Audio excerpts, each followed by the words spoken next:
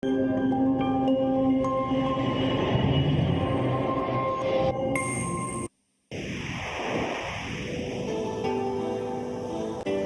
ka pagtuo, usa ka tingog, usa ka katawhan.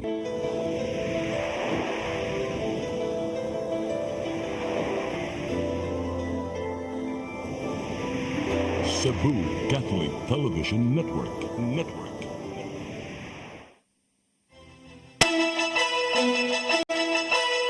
Uluhan sa mga balita sa Sayri 47. Kanhi Presidente Rodrigo Duterte mahimo makapaymo sa ubang legal remedies sumapa sa NUPL. Supporters niya nagpadayon sa panawagan. Mga liki sa Buhisan Elementary School ug ang iyang dangatan tukion sa syudad ug sa DepEd. Kaluwasan sa mga nanarbaho sa matag infrastructure projects gipanawagan sa Dole 7. Giingong kawatan nga naka-underwear lang sa Lapu-Lapu City, nadakpan sa syudad sa Toledo, nakuhaan pa siya og drugas. Sugbo, Kabisayan ug Mindanao, Pilipinas ug katawhan kutos maabot sa tong Sibya sa tibuok kalibutan mayong hapon. Live kita karon sa CCTN Channel 47 ug kini ang tulumanon sa nagunang kasayuran nga angay natong masayran. Ako si Dennis Tabar. Tulumanon sa patas ng mga balita ug opinyon. Ako si Danica Cabalias. Kini ang Sayri 47.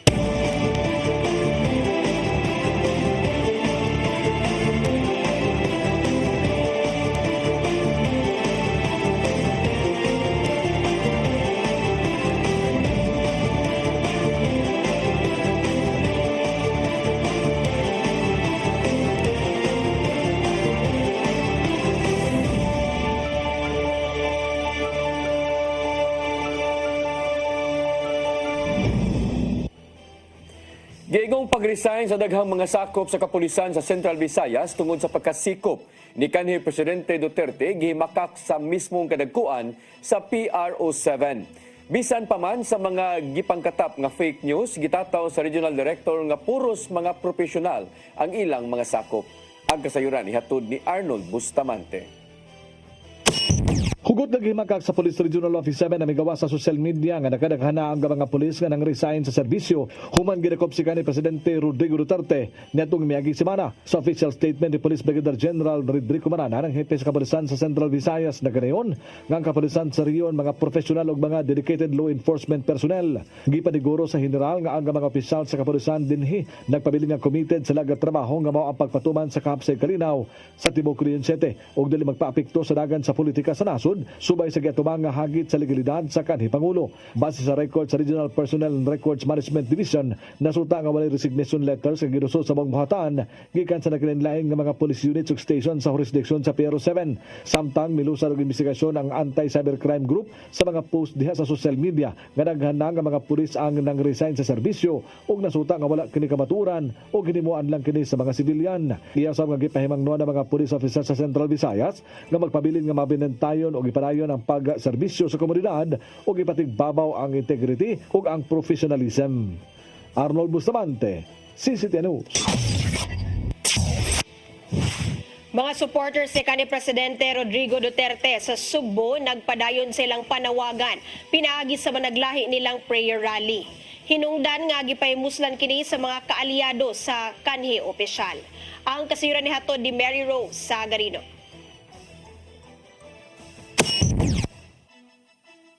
Muabot sa 2,000 ka mga supporters ni kanhi Presidente Rodrigo Duterte ang nagtapok sa Sitio Libo, Barangay Tayod sa lungsod sa Konsolasyon ni atong Sabado sa gabi. O sa candle lighting prayer rally ang gipahigayon pagpadayag sa ilang suporta sa kanhi Presidente kinsa kasamtangang anaa sa kustodiya sa International Criminal Court sa The Hague, Netherlands tungod sa kasong giatubang niini. Gipanguluhan ang kalihukan ni Bliselda Bingolvilio, ang mayoral candidate sa partido PDP o sa Konsolasyon. Panghinaot niini ang kalinaw sa nasod ug ang pagsinabtanay sa usag-usa.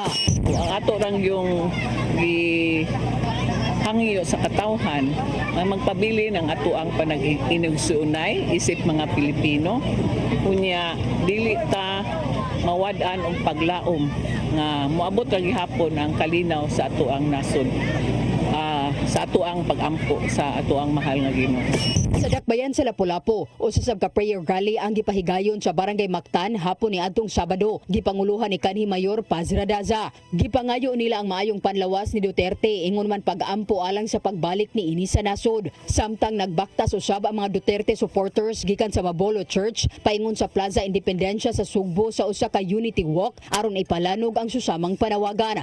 Apil sa mga niduyog silang kanhi Mayor Michael Rama o gubernatorial candidate Pamela Barriquatro. Pinasubay ang gipahigayon nilang protesta human ni atubang na sa hingpit ang kanhi presidente ngadto sa ICC.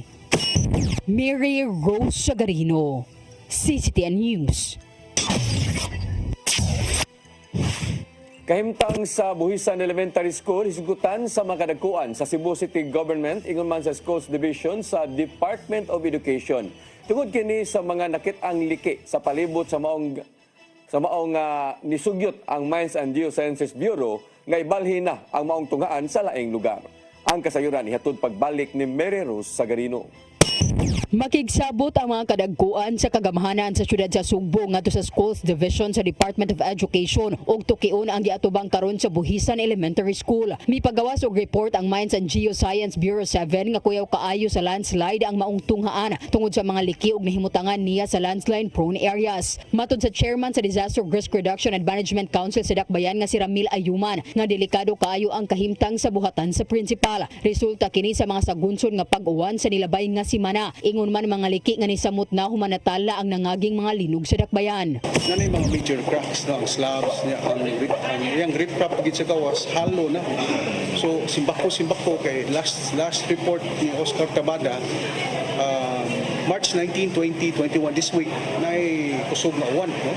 So kung masudlan patug tubig kay halo ng ubos kuyo kayo si Mrs. Chema Amarillo ato na puniton sa ubos, no? That's why we need intervention. Sumapa ni Mayor Raymond Alvin Garcia nga ugmang adlaw, daghang mga konsiderasyon ang ilang hatagan og pagtagad. Sama lang sa mamahimong operasyon sa tunghaan, din maapektuhan kini kadugayan tungod sa risgo nga dani ini. Apil sa ilang tun-an maong mamahimong lugar kung asa man ibalhin ang eskwelahan. So it's not going to be an easy task for the Cebu City government to find a relocation, but of course we will be talking to the barangay kapitan, the residents, and DepEd to find a more suitable place for our children. Usa sa mga konsiderasyon nga gitunan sa mayor mao ang pagpahunong una sa face-to-face classes o gipatuman ang blended learning. Magdepende lang hinuon kini sa mamahimong kasabutan uban ang mga sakop sa DepEd ug ang ubang hingtungdang buhatan. In this instance they can, but karon nagkuan man ang mayor, nangutana man ang mayor, so I will ask them their recommendation and then after that we will agree on what to do. It can be the principal, it can also be DepEd, it can also be the mayor. Mary Rose Sagarino, CCTN News. Gipagawa sa Vatican ang unang hulagway ni Pope Francis samtang nagpaalim pa kini sa tambalanan. Makita sa maong hulagway nga nag-ampo ang 88 anyos nga Santo Papa sulod sa kapilya sa Gemelli Hospital sa Roma. Subsub ang iyang pangamuyo sa Ginoo samtang nagsulob og stole nga sagad gamiton sa mga pari samtang nagmisa. Sumapaw usab sa Vatican nga kinina ang unang higayon nga nahimong concelebrator ang Santo Papa sulod mismo sa kapilya. Padayon ang pagpanambal kang Pope Francis samtang nagpaabot nga tugutan sa mga doktor aron makagawas na.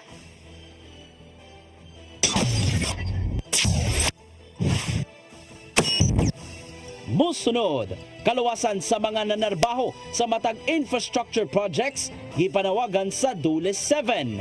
Kanaguban pa mga balita sa pagbalik sa Sayri 47.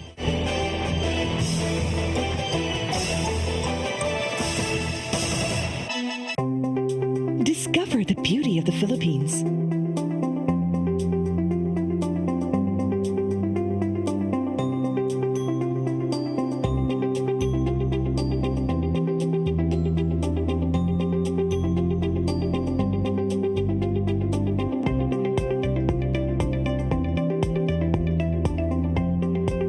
With Philippine Airlines, the country's flag carrier.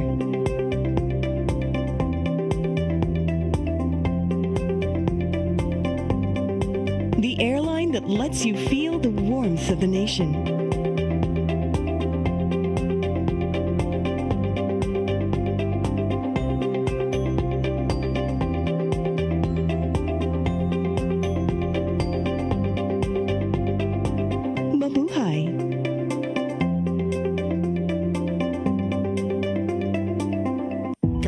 sa mga politiko, matagal nang ginagawa ni Ariel Querubin ang ipaglaban tayo. Kahit sariling buhay inaalay. Ngayon, iba ang laban. Pero tuloy ang misyon ni Ariel Querubin, ang ipaglaban tayo. Kung medalya ang sukatan at hindi pera, si Ariel Querubin ang ating bayani na karapat-dapat sa Senado. Pag may Ariel Querubin sa Senado, may bayani tayo sigurado.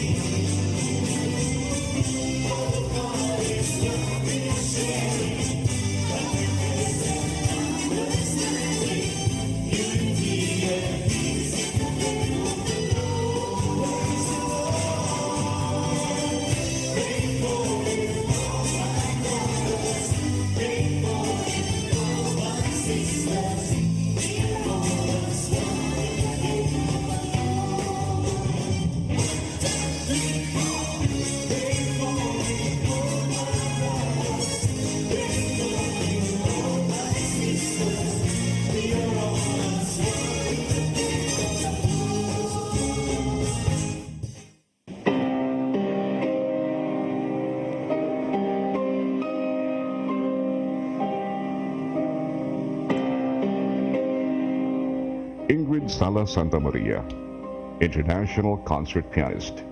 Natawo sa siyudad sa Subo ug nakahuman og Bachelor of Music degree sa Batig Piano School sa Subo ug dugang pagtuon sa Juilliard School sa New York. Nakahuman siya master's degree sa Santa Isabel College sa Manila ug gipasinunggan isip Doctor of Music in Music Education sa De La Salle University.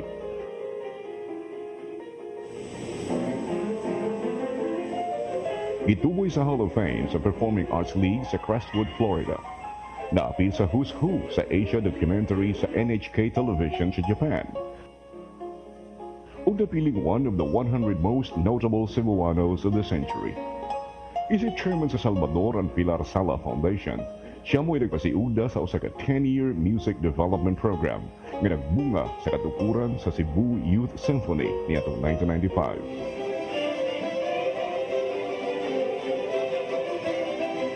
Sa pagkakaroon, iyang gimugna ang bago ug lahing music genre, ang paghiusa sa piano concerto soloist ug usa ka string quartet. Usa sa iyang tinuha maong pagpaambit sa katahom sa classical music ngadto sa kalungsuran. Ingrid Sala Santa Maria, garbo sa Subo, Cebuano ni.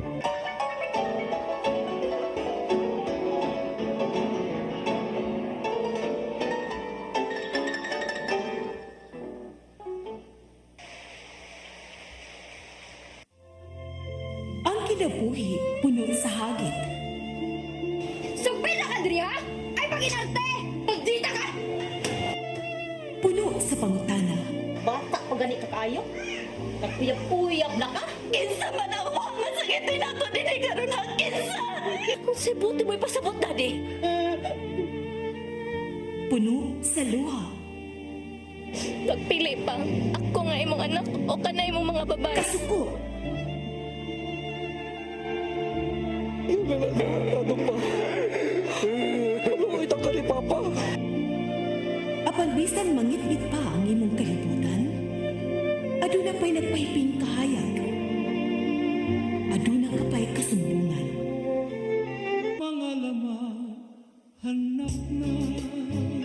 Dear Tatay,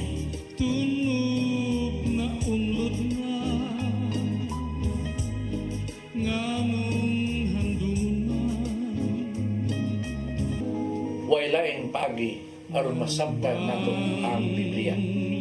Kinahanglan nga doon na tayo relasyon kang Isus. Hangtod sa layan natong panaguban, daghang salamat. Shalom.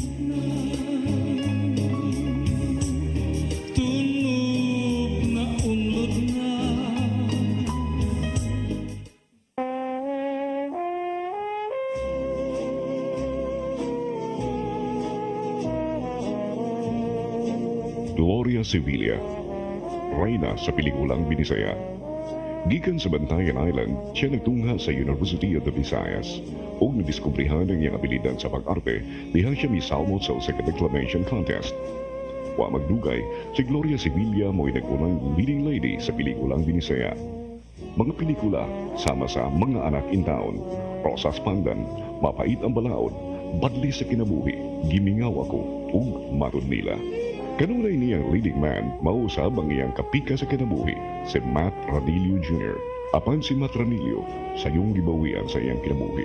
Dunod sa iyang kalampusan sa Cebuano Movies, si Gloria Sevilla daling nagasuod sa Philippine movie industry. Niadtong 1969, siya napiling Best Actress sa FAMAS o sa 16th Asian Film Festival.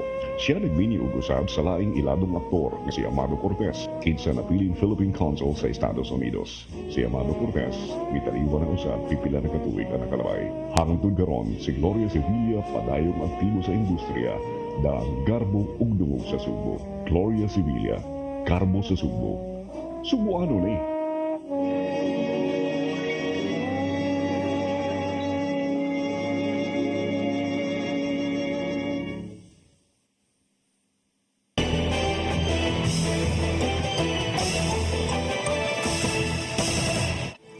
Balik sa ato mga balita, kanhi Presidente Rodrigo Duterte mahimo nga makapahimo sa ubang legal nga lakang apil na ang interim release. Kini ang nakita sa mga sakop sa National Union of People's Lawyers nga mausab ang Assistant Counsel gikan sa International Criminal Court. Atong balikan ang maong detalye human ini nga sa di pa ni maong balita. Balik kaluwasan sa tanan nga mga nanabaho labi na sa matag infrastructure projects gikampanya sa Department of Labor and Employment kun DOLE 7. Usa kini sa gipalanog nga mensahe subay na sa pagsaulog sa Occupational Medicine Week. Ang kasayuran ihatod ni Gian Navarro. Panawagan karon sa Department of Labor and Employment 7 nga ipalabi kanunay ang kaluwasan sa tanang mga nanarbaho ngadto sa matag infrastructure projects ilabi na sa gobyerno. Usa kini sa gikampanya sa ahensya ni pagsaulog sa Occupational Medicine Week nga nagsentro sa kaluwasan sa tanang mga trabahante. Mato di DOLE 7 Director Roy Buenafe nga kinalang ipatuman ang mga balaod nga may labot ang occupational safety and health standards. Kung isgutan ang mga contractors nga mo'y gikuha sa matag proyekto sa gobyerno, kinalambantayan mismo sa operator ang ilahang mga sakop. Samtang makigalayon sila sa mga hingtungdang partners aron ipahinumdom ang mga angayang bantayan aron kalikayan ang mga aksidente sa palibot. So when it comes to outsource, giving to a private contractor, that's really our jurisdiction. That's really the jurisdiction of the Department of Labor and Employment, even if that is a public project, so long as the contractor is a private contractor. Samtang gimusgan sa DOLE OSH Executive Director nga si Engineer Jose Maria Batino nga kinahanglan mo sumiter ang mga contractor sa ilang giandam nga safety net protocols. Kini aron mapanalipdan pa ang mga di kalikayang aksidente nga usahay mo resulta sa pagkakalas sa bisan kinsang trabahante. Awag usab sa dole si nga painumduman usab ang mga trabahante sa mga angayang buhaton aron magpabiling luwas ang pagpatrabaho sa bisan unsang proyekto. Whether it's a government project or it's a private project, they should be having their construction safety and health program. Pag private yan, sinasabit sa dole. If it's a DPWH project, I think DPWH also have their own department order. I think it's DPWH Department Order number 56. Sa ulog sa Occupational Safety Week, managlay mga kalihukan ang gipasiugdahan sa mga buhatan. Sama na lang sa usa ka forum nga gitambungan sa mga safety health officers. Gipainumduman sila sa mga responsibilidad taliwa sa mga bagbag-ong gipatuman karon sa teknolohiya. If we identify one hazard, for example, all right, what are the measures to correct? Elimination, substitution, engineering controls, administrative controls before we reach to the PPEs. PPEs will be the last thing that will separate you from an accident. Navarro, CCTN News. Gikatakdang sugdan ang katukuran sa dakong solar power plant sa lungsod sa Daan, Bantayan. Kini na ang hingpit nga pagpatuman sa maong proyekto, human nagsabot ng Kapitolyo ug kumpanya gikan sa Spain. Ang kasiran ni hatod pagbalik ni Gian Navarro. Naumang sugdan sa di madugay ang katukuran sa lapad nga solar power plant sa Sugbo nga may butang sa lungsod sa Daan, Bantayan. Gipaygayon kagapon ng groundbreaking ceremony o capsule laying alang sa multi-billion peso project sulod sa 187 hectare nga bakanting luna nga gipanag-iya sa Kapitolyo dito sa Barangay Talisay. Makahatag ang maong planta og hangtod 150 megawatt nga supply sa kuryente ngadto sa lalawigan sa Sugbo ug sa ubang mga kasikbit gatapit sa Visayas. Usa kini ka joint venture tali sa Cebu Provincial Government ug kumpanyang Acciona Energia Global gikan sa Espanya ug gipatuman ubos sa public-private partnership. Sa igayong matuman ang maong proyekto, makakuha ang Kapitolyo og abang gikan sa Acciona ingon man ang mamahimong kinitaan gikan sa pagapod si Empower Supply. Mapanag-iya hinuon kini sa Kapitolyo human sa 25 ka tuig ubos sa napirmahan nilang joint venture agreement. Sa sistema nga build, transfer, operate, gastuhan sa Acciona Global ang katukuran sa mong planta diin ang Power China mo gikuha nga contractor.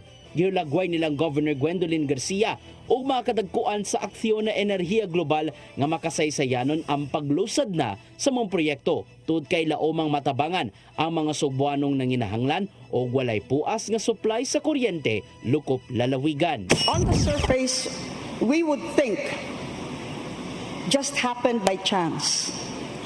But if you go deeper and connect these seemingly random events, you realize that there is a deeper meaning and a reason that these coincidences happen. From the generation point here in Bantayan to your businesses, your homes, in Toledo, in Cebu City, in Dumanhug, or in other places of the province.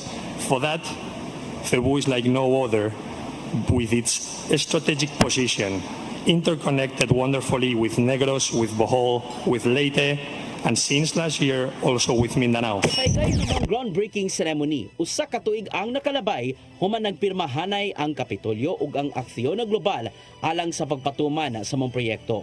Aron nimong simbolo ang maong sinugdanan, nananom silang Garcia ug mga opisyal sa mong kumpanya ug punuan sa Nara dapit sa lugar nga tukuran sa solar power plant. Gian Navarro, CCTN News. May pahimangno ang Land Transportation Office 7 sa publiko nga magmatngon sa mga nagsulit karon pinagi sa pangalan gikan sa ilang nga kadagpuan. Gikonfirmar ni LTO7 Director Glenn Galario nga gigamit ang iyang pangan aron makasulisit og kwarta online. Matod sa gipadang statement nga walay gitugutang sakop sa LTO7 nga mga pangayo o gapundo gamit ang pangalan sa Regional Director aron mangilad. Mahitabo ang tanan nga mga transaksyon sud mismo sa buhatan sa ahensya panahon sa ting trabaho din isyuhan pa kini og resibo. Yauhag ni Galario ang katawhan nga pagsumbong kanila kung adunay mangilad gamit ang pangalan niya o LTO7 aron mahimuan og dinaliang lakang.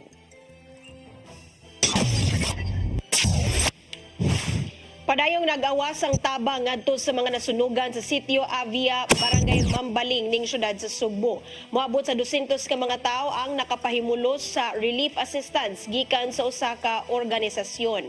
Katuyuan sa maong inisyatiba nga matutukan ang dinaliang pagbangon, ilabi na sa mga badyaw nga sagad na apektuhan sa maong sunog.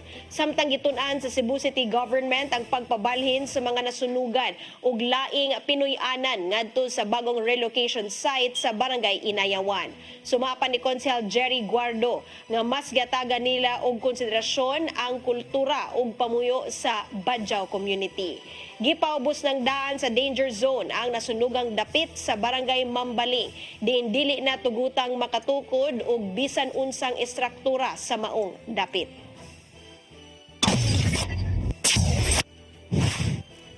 Lain-laing grupo sa Central Visayas nihimo og koalisyon aron pag-edukar sa mga botante kung usaon pag-ila sa ilang pilion karong nga eleksyon. Tinguha nila nga angayang mangulo sa nasod mao kadtong way agenda sa pagpatumba sa gobyerno. Ang kasayuran nihatod ni Arnold Bustamante. Mihimog forum ang kalain-lain nga organisasyon sa Central Visayas aron i-launch ang gitawag nga Coalition of Advocates for Reliable Election con CARE niadto nga Sabado kini sa tinguha sa pag-edukar sa katawhan unsaon pagbantay nga husto ang gipili nga botante sa nagsingabot nga bugnong lugaynon sa Mayo 12, 2025. Ang maong organisasyon nga misalmot sa maong nga forum naglangkong kini sa mga tinun-an, mamumuo, transport sector, religious group ug kadto nga kanhi mga rebelde nga mibalik na sa sabakan sa gobyerno. Si Reverend Pastor Joe Steven Berdin ang presidente sa Church for Christ Association Cebu Conference na kadayon nga kung ang usa ka botante wala masahid kinsa ang iyang pilion nga mamuno sa nasod mahimong maghatag kining peligro. May pasabot si Berdin nga kung kaniadto ang isyu sa politika kuno saon paglingkawas ning mga traditional politicians di nang ilang palataporma dili haom sa panginahanglan sa kinabag-an. Lahi na usab karon gibikan kay adunay hugpong nga sukad pa kaniadtong dekada sa 60 gusto nang lumpago ng gobyerno. Wala magduha-duha sa pagbutyag si Berdin kun unsa kini nga grupo nga bisan kinsa pa ang mamuno ilagid kini nga kontrahon kini mao ang National Democratic Front of the Philippines kun NDFP din ang armed component nini mao ang New People's Army kun NPA nga kanunay matud pa nga nangangkon nga dunay duha ka gobyerno ang Pilipinas kini mao ang Government of the Republic of the Philippines kun GRP ug ang NDFP. Una nang gamiangkon si Berdin nga usa siya sa gusto kaniadto nga lumpagon ang gobyerno sa Pilipinas sa diyang sakop pa siya sa mong grupo. Tungod ni angayan matud pa nga masayon ang katawhan o nga makaamgo sila sa husto ug angayan nga pilion sa mabot nga eleksyon. Ang kaamguhan na to may tungod sa electoral process, particularly for the pag-ensure nga clean, honest election. And on the other hand, kana yung kaamguhan sa atong mga botante sa pagpili sa sakto angayan, kwalipikado nga mga kandidato, importante kaay na para sa kanasod, no? Unya niya mangguta sa punto karon nga gikinahanglan nato ang mga kandidato or mga pangulo nga magtan-aw gyud sa kayuhan sa mga tao within the present government system. Kabalo man ta nga doon na po mga tao nga lain pod ang ilang agenda. Pinaagi nini nga kahibaw makatabang sa mga botante kung kinsa ang ilang pilion nga maoy mamuno sa nasod. Wala mo endorso si Berdin kung kinsa ang angayan apan iyang gihatagan o gibugaton kadto nga mga kandidato nga naa sa walhong grupo. Ang akong mensahe sa publiko mao nga unta kita magmaigmat sa pagpili nato sa atong mga kandidato. Kung mahimo likayan nato kana mga kandidato nga na-involve sa terorismo, na-involve sa armado nga kalihukan, na-involve sa recruitment sa atong mga kabataan aron himuon nga mga elemento sa armadong kalihukan. Usa sa mga tinun-an sa Cebu Technological University nga taga-Dakbayan sa Lapu-Lapu nga si Aldrin Casio mihangop sa gihimong forum og pag-umol sa Coalition of Advocates for Reliable Election con CARE aron makahibaw sila kung kinsa ang ngayon nga modumala sa renda sa gobyerno sa Pilipinas. First of all, kanang usa ni kadako nga pribilehiyo namo, especially nako sa youth sector nga maapil niini tungod kay usa kini ka aktibidad nga mas mapahibaw-an ang panamo kung kinsa gayud ang angayan nga mga liderato liderato nga atong ibutar sa maabot nga bugnong lugaynon. Isip po sa ka-youth, mas kinahanglan gid namo nga mas ablihan among salabutan o among mas masabtan pa kung kinsa gayud ang mga angay nga liderato ug unsa gayud ang tinuod nga kalidad sa mga liderato nga ato ang ibutang sa posisyon. Ninanawagan ng CARE sa katawhang Pilipino nga maalamo nag-ilhon kinsa ang ilang pilion nga kandidato tungod kay mamahimong mao kini ang hinungdan sa pagkalumpag sa gobyerno kung masayop sila. Si Berde nagpasalamat sa mga kaubang pastor sa United Church of Christ in the Philippines nga bibi nasa hugpo nga ilang gisalmutan kaniadto nga ang tumong mao ang pagbatok sa kasamtangan ng gobyerno. Bilag daw panaad ang mga mitambong sa mga forum nga mutabang sila alang sa malinaw ug hapsay nga piniliay sa Mayo 12, 2025 nga eleksyon. Arnold Bustamante, CCTN. Musunod, giingong kawatan nga naka-underwear lang sa Lapu-Lapu City, nadakpan sa syudad sa Toledo. Kanuguban pa mga balita sa pagbalik sa Sayri 47.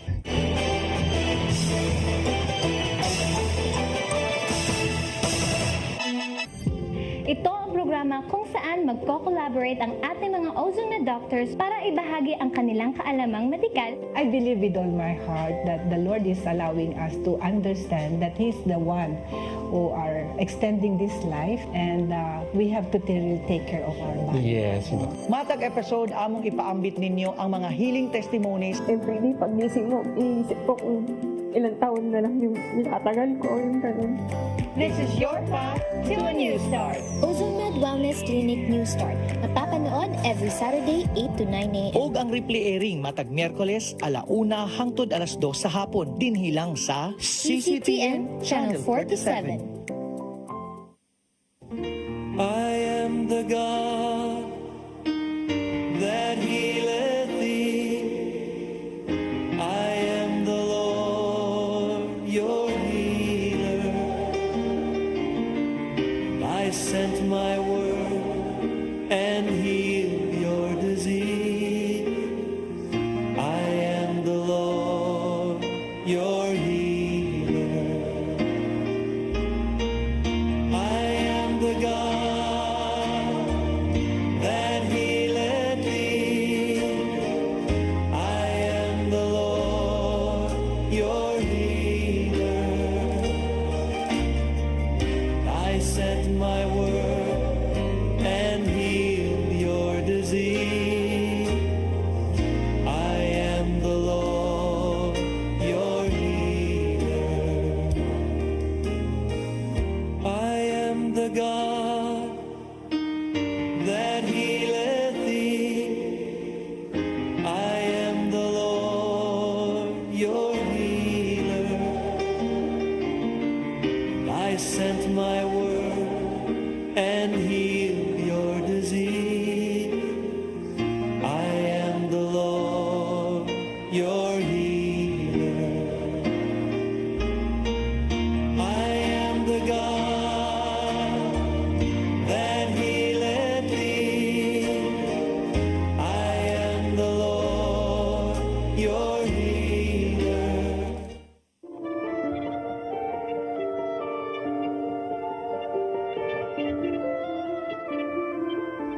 Don Pedro Cui, tubong Barili, Cebu, ug natawo niya to Pebrero 22, 1845. Nagtunga sa Seminaryo de San Carlos ug mikuhaw nga abogasiya sa University of Santo Tomas. Human sa hamubong law practice, si Don Pedro Cui nakahukom sa bagahin sa iyang panahon sa pagpanguma sa Barili. Siya ug ang iyang igsuong si Doña Benigna wa magminyo. Ang ilang kinabuhi na sentro sa pagtabang sa mga kabus, labi na sa mga tiguang nga wa nay kapainan ug ipasagdan sa pamilya. Nakita ni Don Pedro Cui nga kung siya ana-ana sa kilom-kilom sa iyang kinabuhi ug masulugon bisan pa sa iyang bahandi, unsa pa kaha ang mga tiguang nga nahikawan sa katigayunan ug pagmahal. Kini mo'y nakapaaghat kang Don Pedro ug Doña Benigna sa pagtukod ug bay pahuwayanan sa mga tiguang nga kabus ug pinasagdan. Kini ang Hospicio de San Jose sa Barili. Sa hinapos nga bahin sa iyang kinabuhi, gihatag ni Don Pedro ang katunga sa iyang katigayunan ngadto sa iyang mga igsuon ug ang katunga niini ngadto sa hospicio.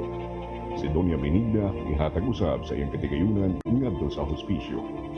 Ang Hospicio de San Jose ginagurahan niadtong Nobyembre 27, 1927. ug hangtod karon. Ang Hospicio de San Jose bukas sa mga senior citizens na wala kapainan o sagad kanila na limtan ang gani sa ilang mga mahal sa kinabuhi. Ang Hospicio de San Jose usa ka buhing handumanan sa taong responsable sa katukuran niini. Siya si Don Pedro Cui.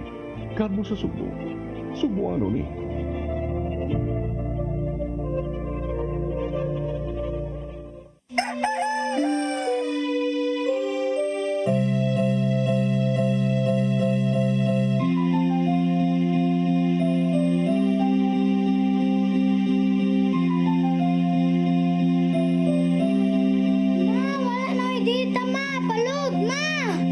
Sorry ma'am, na-late ko. Nagita pa mong gusto para internet sa kong anak ma'am. Ay, wala na yung problema. Mag-sinisibo. Sinisibo, sinisibo. For your internet connection. And for the signal of your cable TV. So fast and straight that transmission to your home. Sinisibo. Sinisibo, sinisibo. Offers you to have fiber optics. For your viewing experience, perfect and clear so far. So great and affordable for you to enjoy. Sinisibo. Sinisibo Television Network Incorporated offers fiber to the home broadband internet bundled with fiber to the home cable TV connection. Sinisibo Television Network Incorporated with its operation in Metro Cebu and the whole province of Cebu soon. And affordable for you to enjoy. Sinisibo.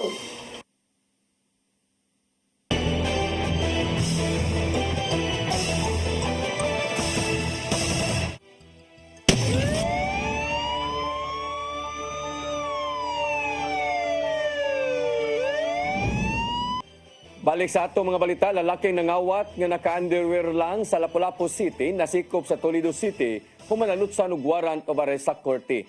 Atol sa iyang pagkasikop, nakuha ano sab siya og illegal nga drugas. Ang kasayuran ihatod ni Cristel Joy Filerca.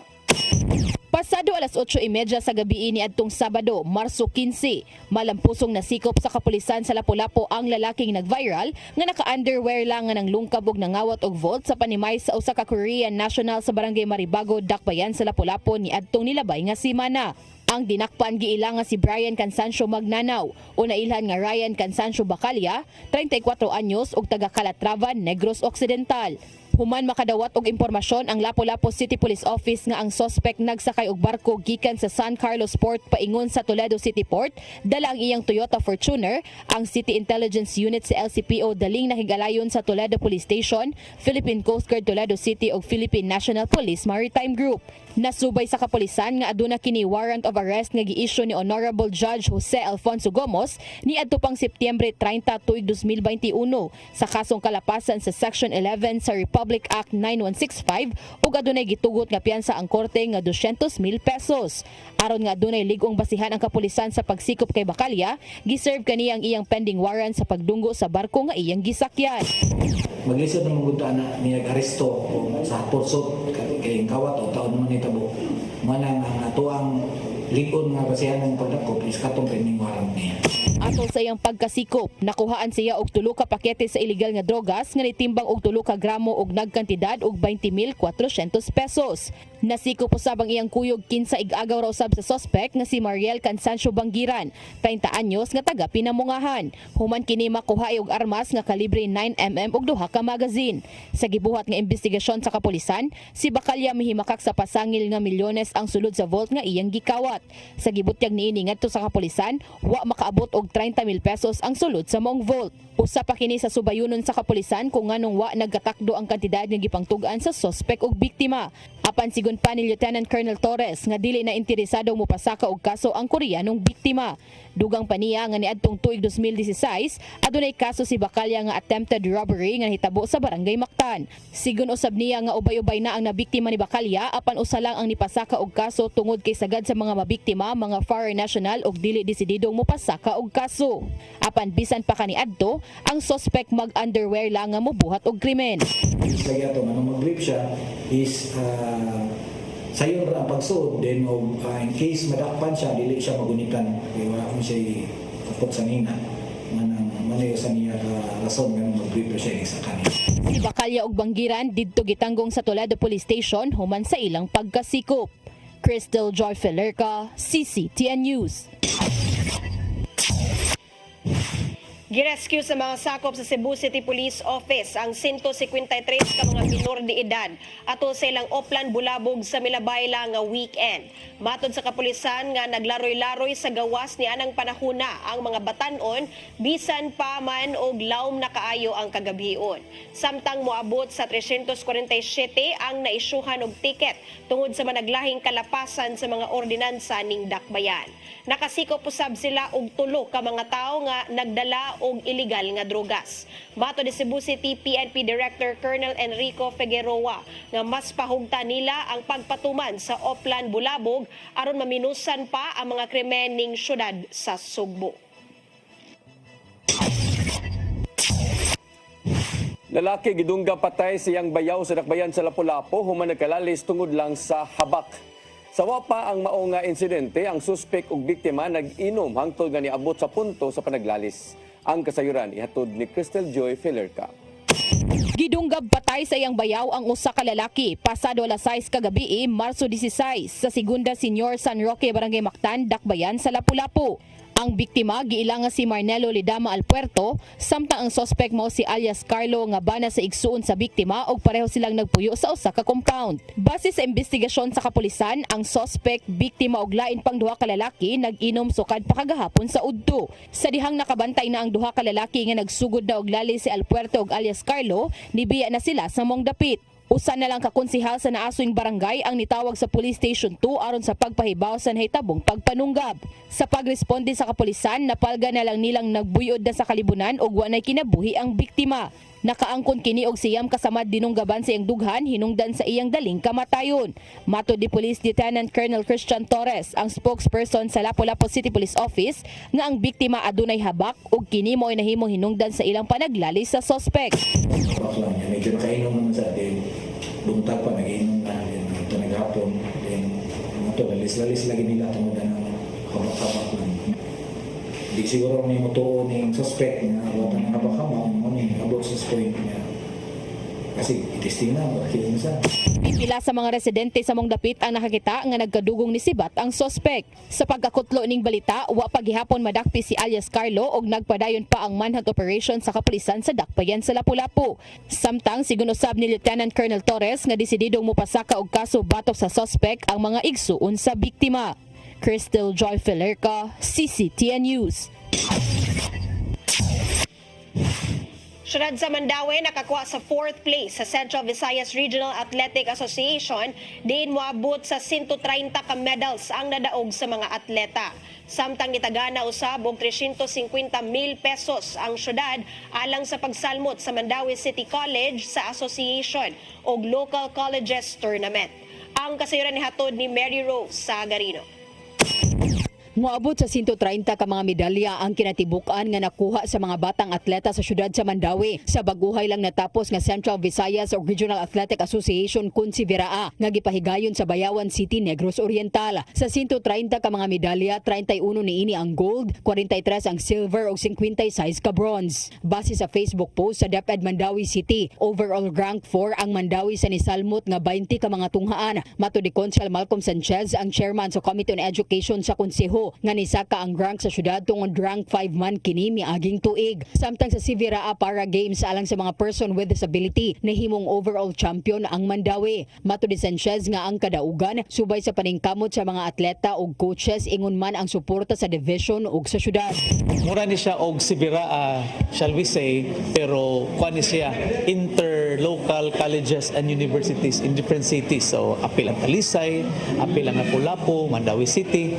So katong na ay mga local colleges that they will have this tournament. Ang mga nakakuha og medalya makadawat unya og incentives gikan sa dakbayan. Samtang mi courtesy call kaganinang buntag ang mga tinunan nga atleta sa Mandaue City College ngadto kang Mayor Glenn Bresede. Sila mao ang mosalmot sa Association of Local Colleges Tournament 2025. Supported our athletes sa Siveraa in one way or another lang, showing the support.